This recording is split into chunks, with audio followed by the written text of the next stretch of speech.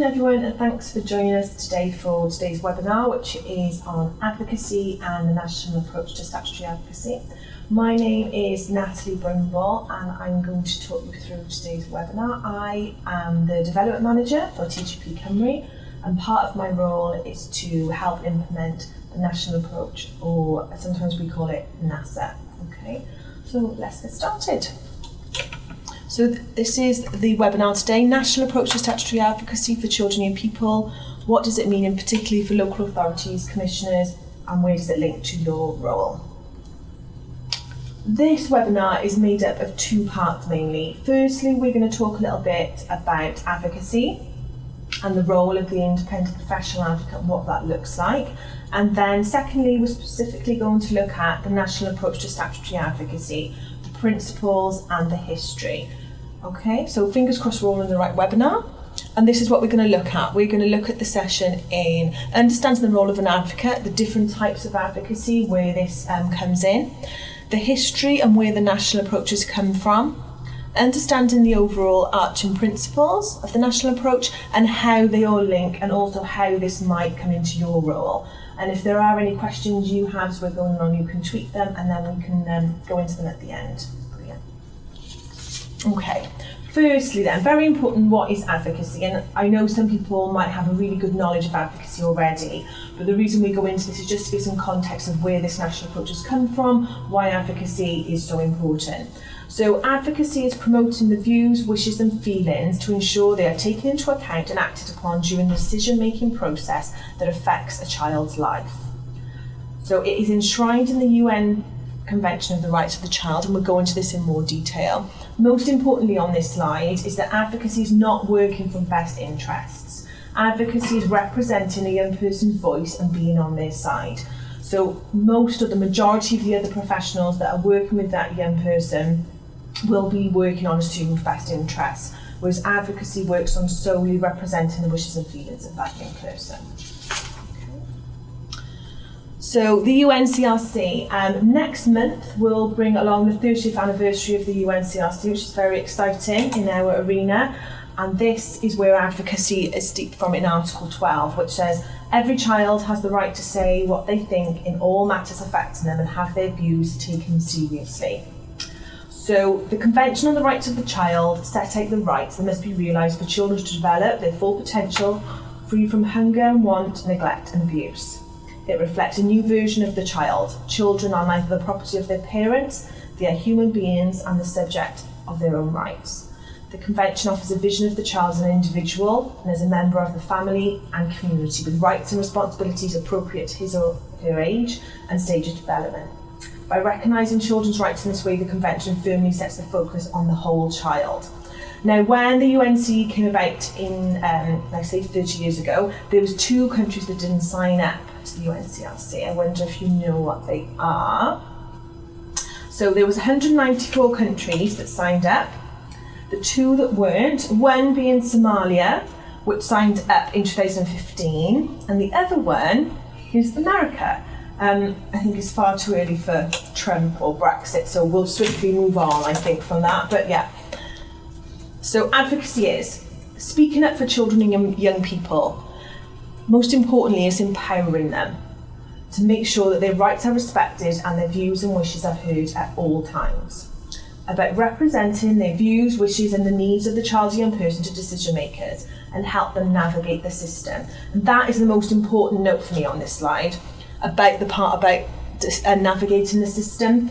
Because if you think of a child or young person who comes in child protection arena or in terms of being looked after, all of a sudden there's these new people that are involved in their lives. They're not sure sometimes what their roles are. We've got acronyms for everything, and sometimes in the social care arena as well. So for me, it's making sure the young people understand what is going on. So while we're talking about what advocacy is, I just want to touch on sometimes what advocacy is not, and that is a magic wand. Sometimes young people think that advocacy can get them whatever they want, and that is not what advocacy is about. Sometimes there's really good reasons why a young person can't have their wishes realised. For me, advocacy is about the why they can't, so helping them understand that, the reasons behind it, and going through that process with them. just as a side note. The advocate's role, this is the most important part, is always at the request of the child or young person. So they are totally in charge of the role that they play within this relationship. So we are always led by the child or young person. So we help them and support them to express their wish to get something to stop, start or change. And this can be a really useful way of explaining advocacy to a child or young person. So it can help them clarify their issue and look at what it is that they want. Not necessarily what other people want in their lives, but actually what they want and what they want from advocacy. What this looks like on the ground. So currently there are 2 providers for statutory advocacy in Wales, TGP Cymru, which is where I reside, and NIAS.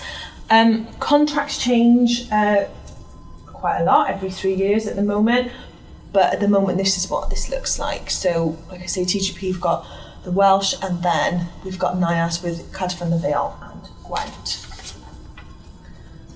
I wanted to touch on this, the difference that advocacy can make. So as part of the national approach and the roles that we're going to go into, we have got a young person's advisory and participatory group. The group informs the work of the national approach and provides feedback on the way it's making an impact for children and young people. It's made up of young people from all across Wales that have either experienced or are experiencing advocacy. And I just wanted to go through some of the points that they made about the difference that advocacy can make for them. So Joe said I could be involved in a way I've never been able to be before. So Joe found meetings very, very difficult when things being discussed about his life and sometimes decisions that he wasn't happy with. Ellie said people had to give me an answer instead of just ignoring me. Zara said my advocate helped me to say what I wanted to say at meetings, and this was my favourite from Dan. I know what my rights are now, and I can complain if my rights are affected, because when I was speaking to Dan about making complaints, Dan thought that complaining was just for grown-ups. So it was really interesting for me to think that we're so far advanced in terms of children's rights and advocacy and participation, but still, we still need to remember that sometimes still young people are not aware of their rights, especially in terms of complaining. I'm going to touch on principles of advocacy. Now these principles are universal, so this depends if you're talking about adults advocacy or in this circumstances children and people's advocacy, these principles will be the same. So we are person-led, so like I said before, it's always at the request of the child or young person. We are independent, we support the person to speak out, non-judgmental, empowering and confidential. So there's been a cultural change in terms of policy in Welsh Assembly Government. I'm sure you've all been on training and received different briefings. We've had the Future Generations Act and we've had the Social Services and Wellbeing Wales Act. And we look to enhance the way we engage with people, including children and young people. So we work with them and instead of working to them. So advocacy is often called the golden thread and the thing that links all these policies and all these principles together. And the principles underpin the policies, which is why advocacy is so important and there's such a big push in terms of advocacy and the national approach. Wellbeing statements. So, for example, if we looked at any of these wellbeing statements, and these are the same for adults as they are for children and young people, any of these statements could be a reason or an issue that a child or young person might want advocacy. It could be they want help securing rights and entitlements.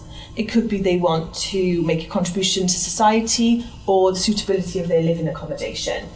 Advocacy is key in the new policy landscape to ensure young people's wellbeing outcomes are met. And as part of the Act, when we look at wellbeing and we look at securing rights and entitlements, voice and control, advocacy is fundamental to supporting people to engage actively and participate in the development of their own wellbeing outcomes. So it's a way of pushing this all together. And I just really wanted to put that in to bring some context into why advocacy is important, but also how it filters into policy, especially in Wales. So what is advocacy? So these are all the things we've talked about so far. It's representing a person's wishes and feelings, ensuring a person's rights and entitlements are being met, accessing information to ensure the person understands the process, helping a person consider all options, attending meetings and listening to a person and acting on their direction. What advocacy is not. So we are not counsellors, support workers, befrienders. We don't advise them on what we think is best. So as an advocate, that can be really hard not to have an opinion, but we're not there to say, oh, well, I think this would be really good for you. Our opinion is, what do you think? What is your wishes? We don't represent them against their wishes, and we certainly don't talk about things that they don't know behind their back. So if an advocate is, let's say, in a child protection conference, that advocate should be seen as that young person. So anything the young person doesn't know, the advocate should also not know in that arena. Okay, an advocate must be led by the person, only doing what they request. We represent what the person wants, regardless of the advocate's own opinions, which can be really hard. That can be really tough. Consult with the person throughout. We help them consider all their options. And especially with the national approach, we are very, very fortunate in that we have time to participate as much as requested by that young person. So we are in a very privileged position. So we are very aware of that. And also be friendly while still remaining boundaries, because sometimes that child or young person, it's the first time they've opened up to anybody and they've trusted somebody. So we need to make sure that while we engage and do that role properly, we still need to make sure the professionality is there also. And that's consolidating really everything about advocacy that we've talked about so far. And just as a little recap, this is kind of my final slide on the first part really of what is advocacy. And just wanted to make sure people are aware of the context and where we go from that really. Advocacy is hearing their story and clarifying the issue. This, for me, is the most important part of advocacy. Sometimes people refer to advocacy on a young person's behalf, and then when we ask the child or young person what they want advocacy for, it can be a completely different reason why they're having advocacy. So for me, it's hearing their voice. What are they actually wanting? Establishing their preferred outcome, and going back to the magic wand analogy again, helping them understand that there might be lots of possible outcomes from what they're actually going in to have advocacy for. Helping them access accurate information. Sometimes young people may have information from friends or other people who've been in similar situations, and actually that information doesn't fit for their set of circumstances. So it's really important they have accurate information that's up to date. Helping them express their views, wishes and feelings. Helping them to decide what they want, including all potential outcomes. Helping them to tell others what they want. And again, making positive endings when the advocacy relationship ends. So advocacy is issue-based, and we'll go into more detail on that in a second, but it's making sure that young people know when that issue's finished, okay, their advocate may not be working with them for that anymore, but they can come back to advocacy as and when they feel like there is an issue arising for them. Okay. So now we are going into our second part of our webinar. We are looking at the National Approach to Statutory Advocacy, or someone is named NASA, and everyone gets really disappointed when I come and turn up to NASA training and it's just me and I haven't got a silver suit. So I hope that's the reason why you've come to training today. So really I just wanted, you might have heard of National Approach, or you might know some elements of it depending on your role, such as the active offer. I just wanted to give some clarity onto what it was really and the different elements, the history of why all of a sudden this thing has come into being, and we're just going to go through it step by step. If you say any questions at the end, please feel free to tweet them and we will do our best to get some answers to you at the end. So what does it mean? So local authorities and commissioners have a responsibility to implement the approach. There's several changes which we're going to look at. First one, and for me most importantly, is the active offer, and that is the way in which children and people find out about advocacy. There's also the National Standards and Outcomes Framework, which we haven't really had before, so it's very important for us to have that level of professionalism within advocacy, and its expectations of providers and commissioners, and also what young people can expect from advocacy. We also have local, national and regional performance monitoring and recording templates in terms of advocacy, and we are aiming for standardisation throughout Wales. All of this will go into a lot more detail. I just wanted to give you a slight overview at the very beginning, because the National Approach to Statutory Advocacy came into being in June 2017, and we are ending the implementation phase sooner. So it's about making sure people are really aware, and that's part of this webinar, and I'll go into more detail as well about some trainer-trainer opportunities we have as well, which is great. Okay. So the National Approach to Statutory Advocacy has several overarching principles. So Standardisation is the biggest one. So if we get nothing else from today's webinar about advocacy or about the national approach, it is that the national approach is there to try and standardise advocacy throughout Wales. So a young person's experience should be the same wherever they are placed, wherever they live throughout Wales, and we have professional consistency within that. That there's accessibility for children and people, that advocacy is easy to use and easy to find, that when they need it, it might not be when we expect them to need it, maybe when they first come into child protection or when they first come into care, but it's available to them should they need it further on in their journey. That advocacy is issue-based, so we are working on specific targeted things. When we're moving away from the idea that advocacy is support work, really honing down on what we are working for children and people with. And the reason that we all do the roles that we do, because we want positive outcomes for children and young people. And the key elements that I've also gone into is the National Standards and Outcomes Framework, and I have got a link to that at the back of the webinar that you'll be able to access as well, which is the recent framework has been published not long ago, so it's very fresh, and it'll give an idea of the expectations for everyone around advocacy. We're going to look in more detail at the active offer, what that looks like. It's really not rocket science, bringing the NASA thing back around. We'll talk about the recording templates, but mainly that whereas prior to the national approach, recording was different depending on local authorities and depending on commissioners. Now we have something standardised throughout Wales, so we have got a picture of advocacy in Wales, which is really exciting as an advocacy provider, as an advocate, to be able to have that. And then, again, how they all link into the wellbeing statements and the cultural change in policy in Wales, which we've talked about already. Okay, so the National Standards and Outcomes Framework sets out the underpinning standards and outcomes in relation to advocacy and the outcomes children and people can expect. It is a framework against which advocacy services, providers and those commissioning services can ensure that standards are being achieved, and for us it's enabling us to evidence they are making positive changes to the lives of children and young people. So children and young people who access independent professional advocacy services should expect this. Good quality advocacy, like I said, that's easy to use and easy to find. We don't want it to be a needle in a haystack for young people. They are kept safe and their privacy is respected. They're treated and respected and valued for their differences. They're supported and have their options listened to.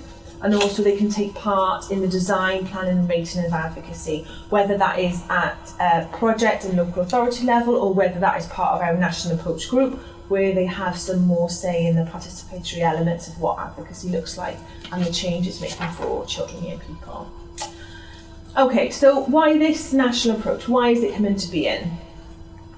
And so really the national approach began as a response to the Missing Voices report that was made by the former Children's Commissioner Keith Towler in 2012. Missing Voices said that many children and people did not know that advocacy services existed or that they had an entitlement to receive advocacy if they were being looked after by a local authority, were leaving care or were a child in need. And obviously that came out in 2012, that report, and I'll just flick up that forward one. The findings were these: there was inequality of funding throughout local authorities.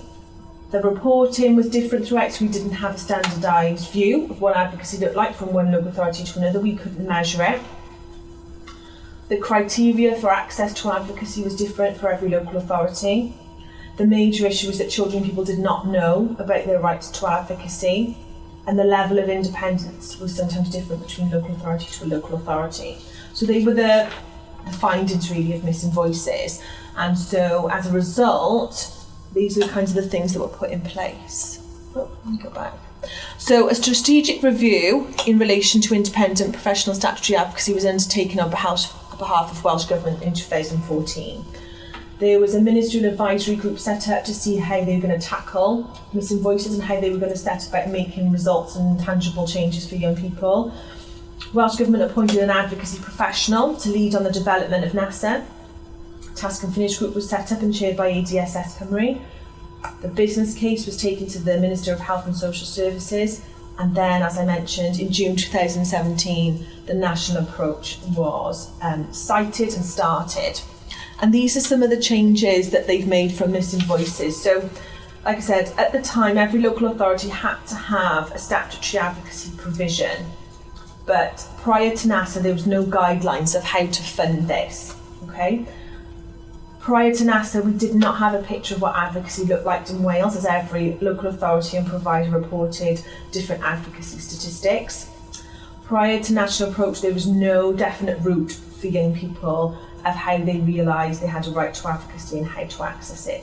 So these were the things we were working with, really. These were the issues we knew that had to be changed in terms of advocacy. We knew that as providers. We also knew that in terms of advocates and providing advocacy for children and young people. So it was definitely time for change in advocacy and time for change in Wales.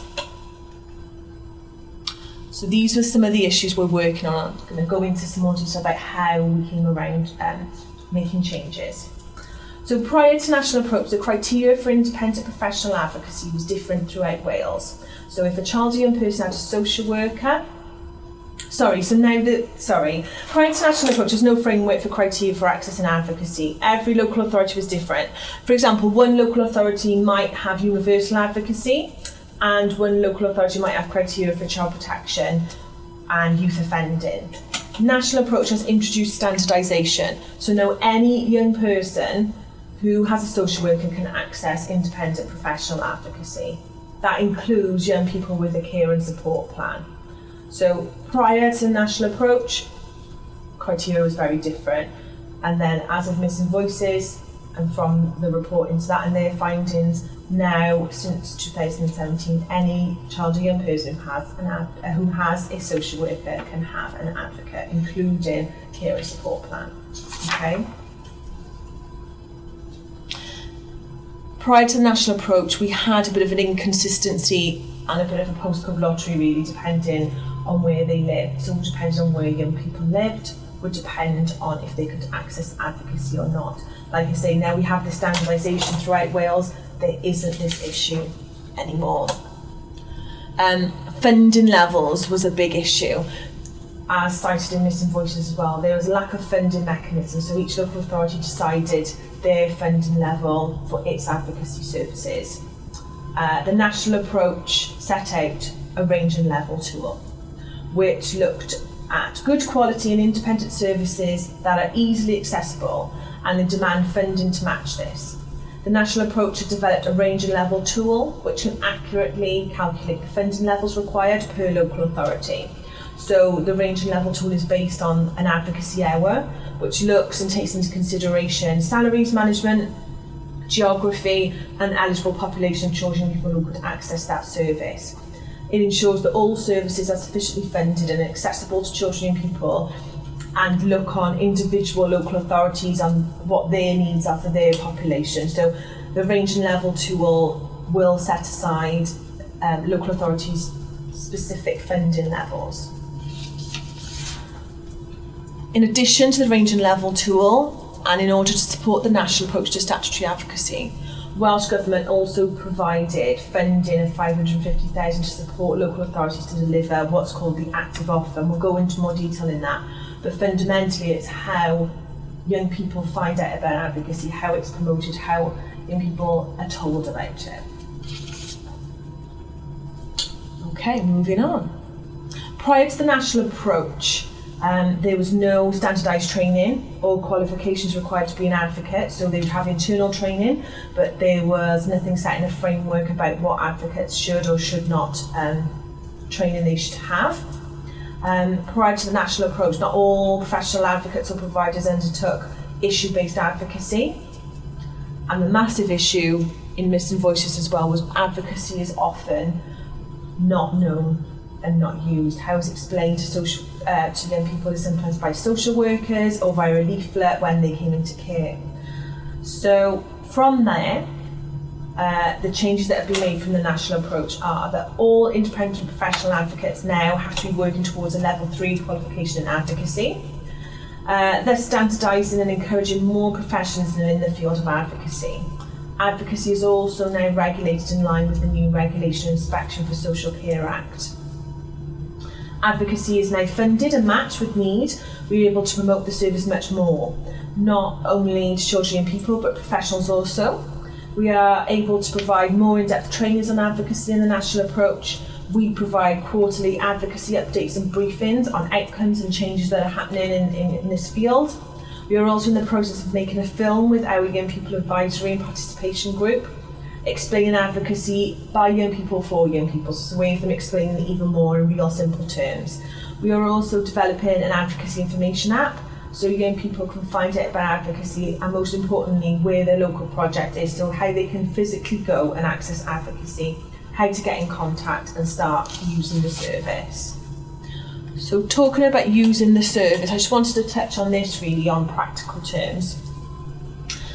Anyone is able to make a referral to advocacy. So sometimes there's a misconception that it has to be a social worker that has to refer to advocacy, and that's not true. So anyone is able to make a referral to advocacy. A young person is also able to self-refer.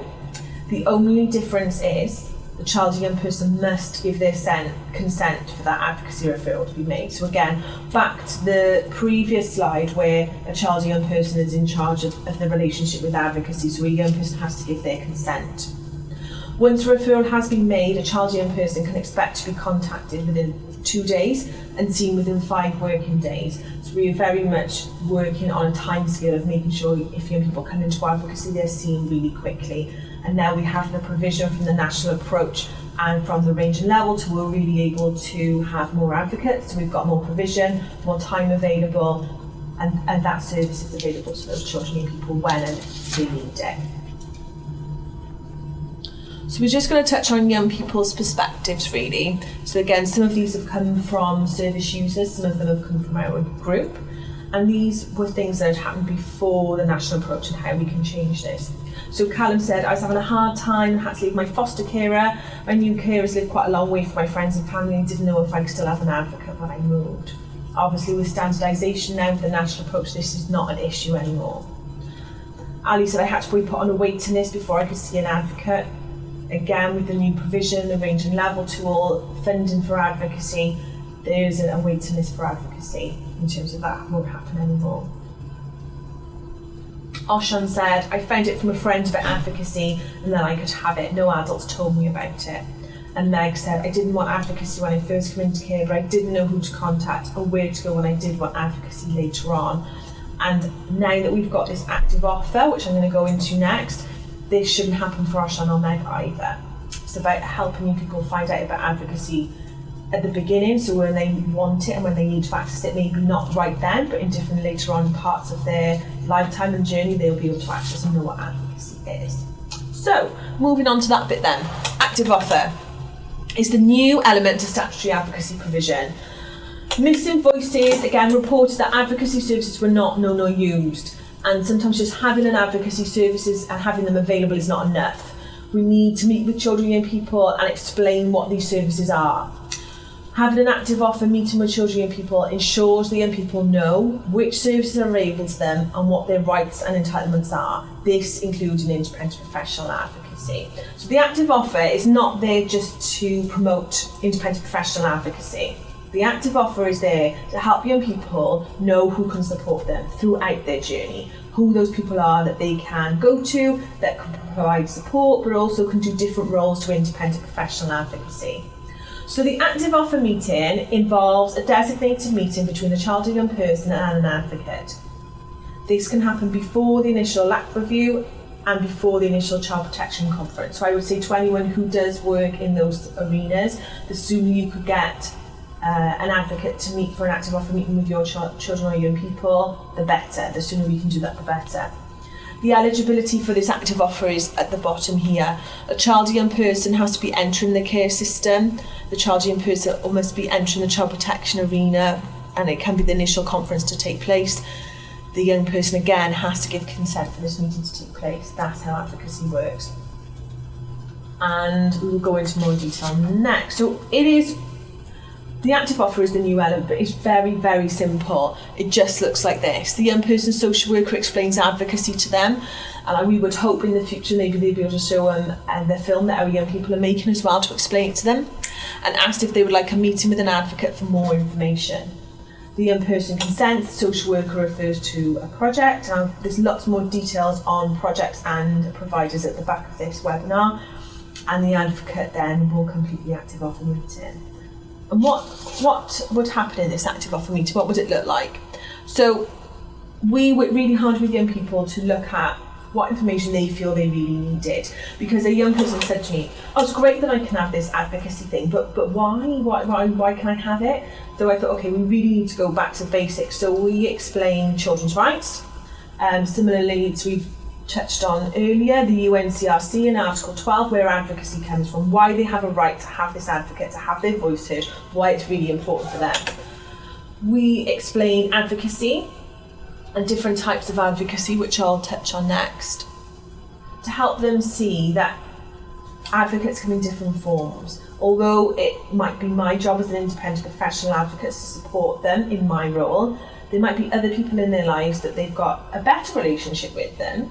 They could act as an advocate in part of their role as well. It might just be in a different way, and we'll discuss that in a minute. We also tell them obviously about the service and about the project. We also tell them about the Children's Commissioner. Here we are. Because a lot of young people still are not aware that the Children's Commissioner is there to champion their rights, that she's there for complaints, that she's there to support children and young people. We also tell them about Meic Helpline. I always say that we're really special in Wales. We have Meic Helpline and we have Childline because it's a way children and people can access confidential helpline for information, advice and support. So there's no criteria for Meic, so this is available to any child and young person. So it's really good sometimes if young people don't come into criteria for statutory advocacy, but Meic Helpline is there also. So going back to this active offer, we also tell them about their right to complain, so whether that be about us or anything else that's going on in their lives, it's also information that we give. So this meeting is obviously held in a very age-appropriate way, with translation available if needed, but I guess what I want to stress, and what I always want to stress to young people, is this is not just about promoting independent professional advocacy. This meeting is about helping young people get support at any time, but giving them the right information. So they can access when and if they ever need it. Types of advocacy then. Because it's not just independent professional advocates who know young people well. And so sometimes there might be a brilliant teacher that young person has a really good bond with that could act as an advocate maybe on their behalf. Same as a social worker sometimes, or it could be a youth worker. So let's just have a quick look at these different types of peer advocacy. And why I'm going into this is because we often tell young people about this as well. So again, back to the same point, it's not all about independent professional advocacy. It's about the different people to gain knowledge about your rights and entitlements, but see who can support you. So peer advocacy. And I know Voices from Care and NIAS also run peer advocacy groups. So an individual might look for advocacy support from someone who understands the situation because they've been there or in similar situations and circumstances to themselves. So peer advocacy within children in care is a very common practice and something that can be really supported and a really good thing for children and young people. That might be a friend or someone who's really close to you who's been through a similar circumstance. Formal advocacy.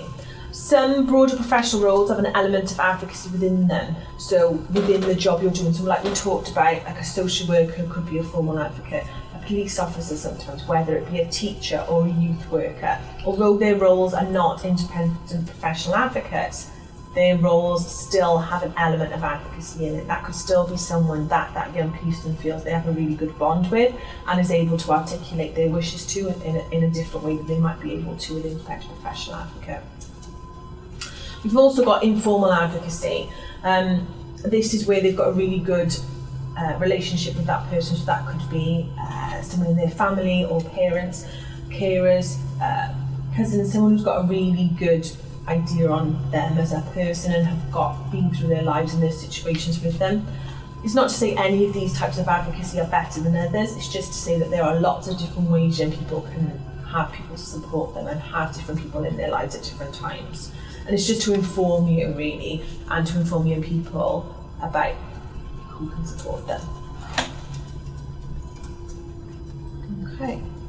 So how is the national approach and active offer working so far? So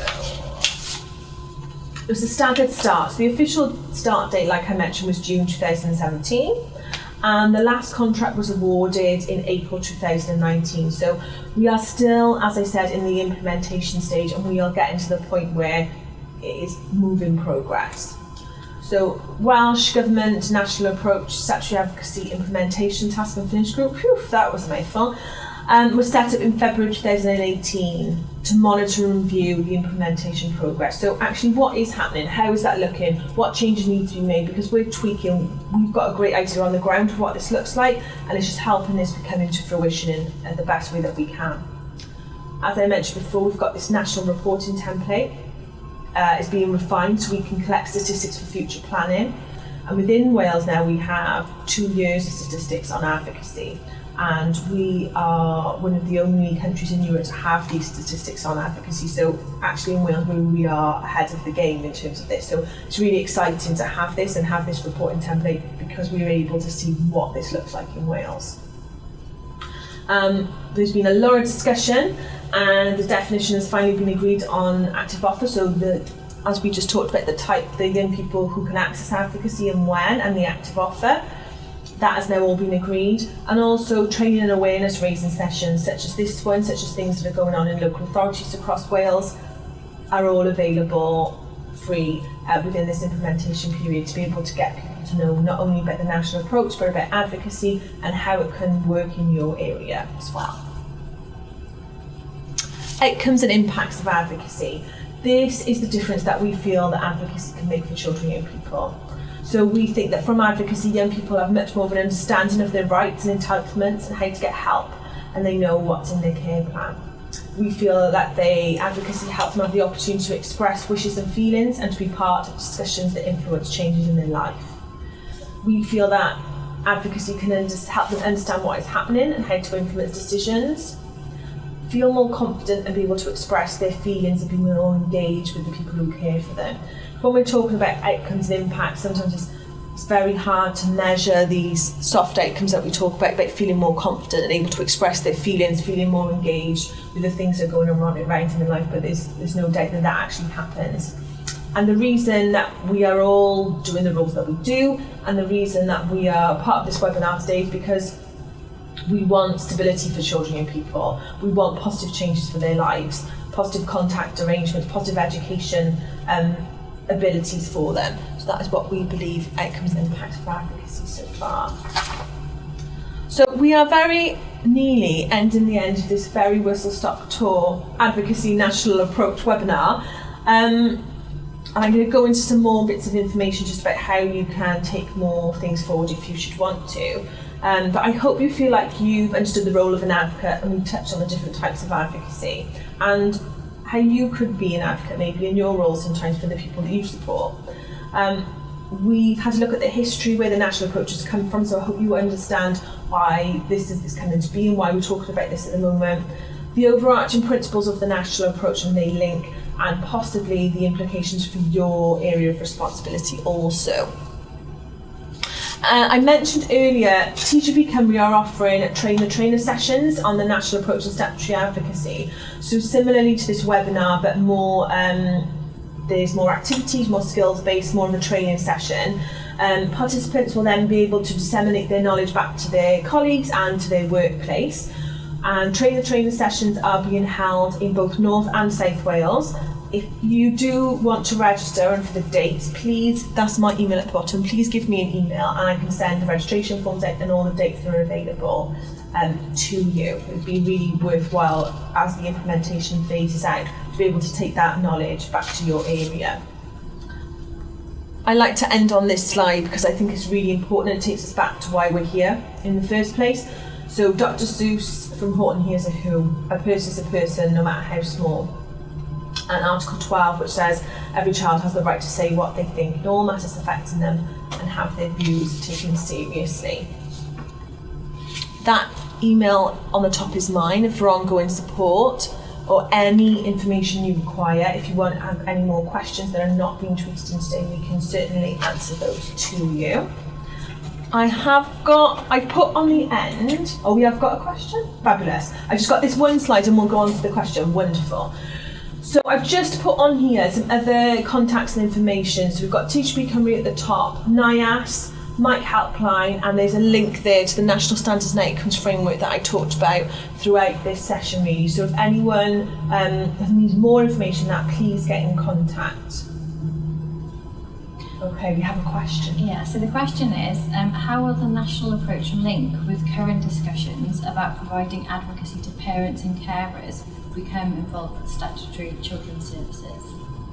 Ooh, can you repeat that? Yeah, how will the national approach link with current discussions about providing advocacy to parents and carers who become involved with statutory services? Yeah, I think the national approach very much looks at children and young people's provision. So that's what we're talking about, children and people, and I think there's definitely a place for it to link in with foster carers and how they can. I've done some foster carer training as well. It's very easy to see how they know those young people better than anybody else, or how they can link in, and especially in education. I think it's also linked in terms of young people's lives.